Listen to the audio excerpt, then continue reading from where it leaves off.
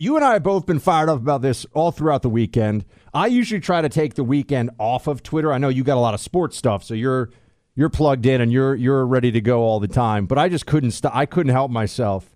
The emails drop on Friday. We haven't talked about it yet on this show. The short version is that the Hunter Biden laptop suppression within Twitter was something that they knew was based on a bogus premise.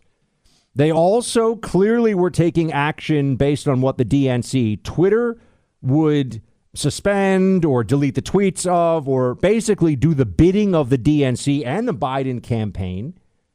And this is just the very beginning of it. A lot of people are saying this looks like a rigged election in 2020. This looks like collusion between big tech and the Democrat Party. And there could even be bright red line violations of the First Amendment when all said and done based on what the White House actually did, the Biden White House. Any of this surprising to you, or is this just hammering home everything that you thought all along?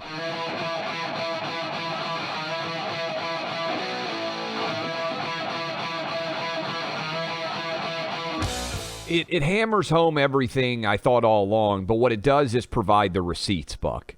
Because your and mine expectation of what was going on, the relationship between big tech and the Democrat Party, could be surmised based on the results, but we didn't have the hard and fast receipts, the data, the smoking gun evidence of that occurring. And so I know a lot of people out there kind of maybe are overwhelmed by this story in general. So I was thinking, how would you sum this up succinctly in like a couple of sentences as a theory of the case if you were talking to a jury? And here's what I would say, Buck, and I'm curious how you would expound upon it. Essentially what was going on here is, and we're going to talk to Miranda Devine at 12:30 Eastern, 9:30 on the West Coast, because she has a big part of this.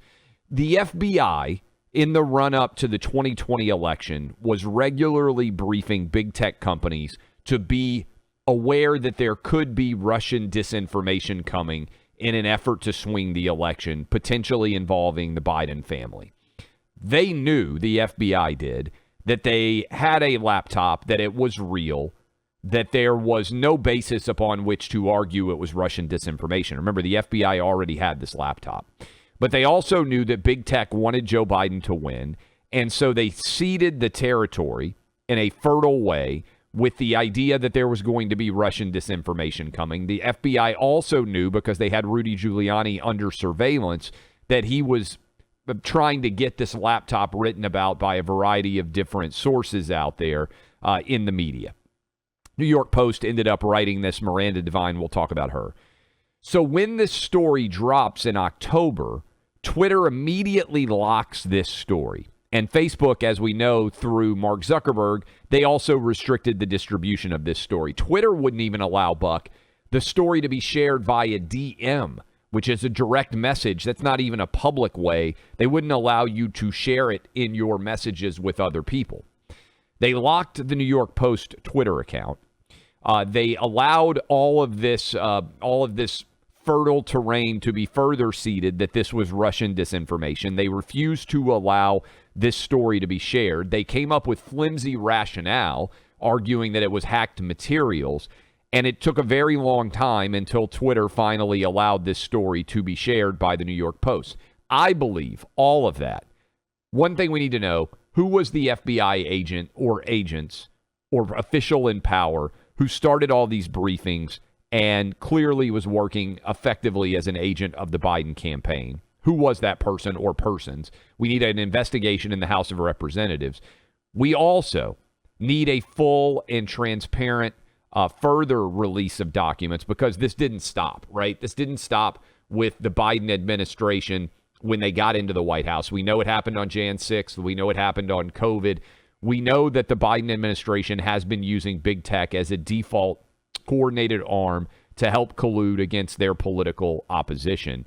This makes Watergate, as I said on Fox News over the weekend, Buck, it makes Watergate look like jaywalking in terms of the part and parcel. And what I'm fascinated by as well is the continued refusal of the New York Times, the Washington Post, ABC, NBC, CBS, the usual suspects in the quote-unquote mainstream media, to refuse to cover this story, Buck, because a lot of their audience still has no idea this went on.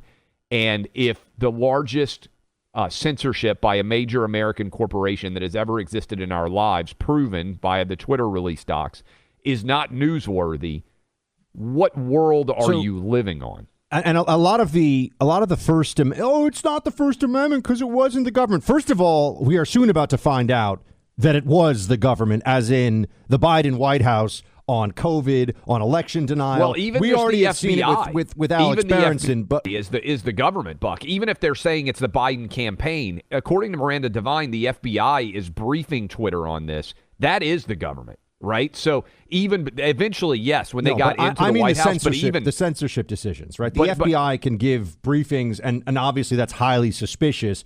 But unless the FBI is targeting individuals and saying, shut this down, shut this person down, that's obviously direct government action. For them saying, hey, keep an eye out for this, they're operating in that deep state gray area, whereas as gross as it is, it's not going to be this. Well, so you guys basically are just violating the First Amendment rights of the American people or of American citizens very directly. I think we're going to find out that the Biden White House did that, not just with Berenson. We know they did it with Berenson. That's what's so interesting. People are already saying, no, they did it to Berenson. We're going to, I think, see that it was much broader than that there was a campaign of suppression from the very top, and the White House was going to be pushing certain voices out.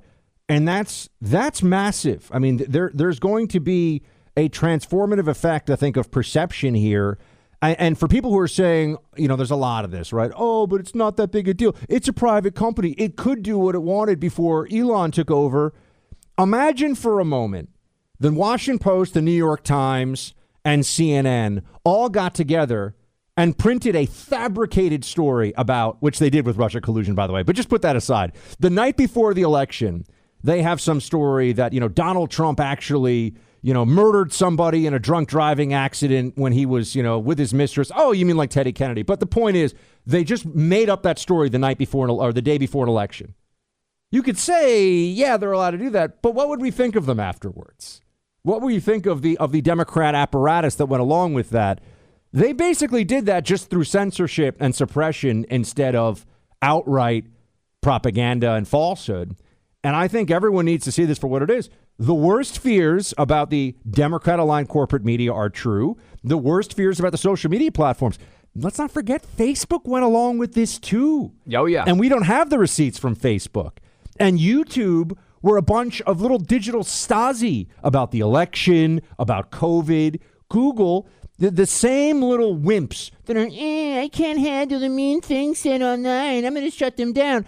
Those same people suffering from emotional instability and low testosterone, they run social media, trust and safety at Google, at Facebook, at TikTok, at Amazon, and you name it. So this is just the beginning, I think, Clay, of a much larger conversation about that as well. Yeah, Jen Psaki actually, and we talked about this at the time that she said it, she bragged from the White House press briefings that they were in the White House regular consultations with big tech companies about statements that were being made on their platforms that they don't appreciate, don't like, and believe should be removed. So I think as the Biden administration came into the White House, you are correct that based on their campaign relationships with big tech, they were emboldened to take on an unbelievable and I think unconstitutional level of collusion with big tech companies to remove their political adversaries, people who were arguing against the things that they believed in. And as Elon Musk continues to release this information, what's significant is not only what's happening at Twitter, but to your point, Buck, if it was happening at Twitter, we know Facebook and Instagram and YouTube, which is owned by Google, all of those companies were also working in concert, as we talked about. This was evident based on the results. When Donald Trump got suspended by every tech platform on the planet, including, and I always think this is kind of funny, but Pinterest was like, Donald Trump can have nothing to do with our platform. Trump was not allowed to share his latest petunia arrangement, nothing. Yes. Yeah, his cooking recipes, like his none of it was allowed to be shared on Pinterest.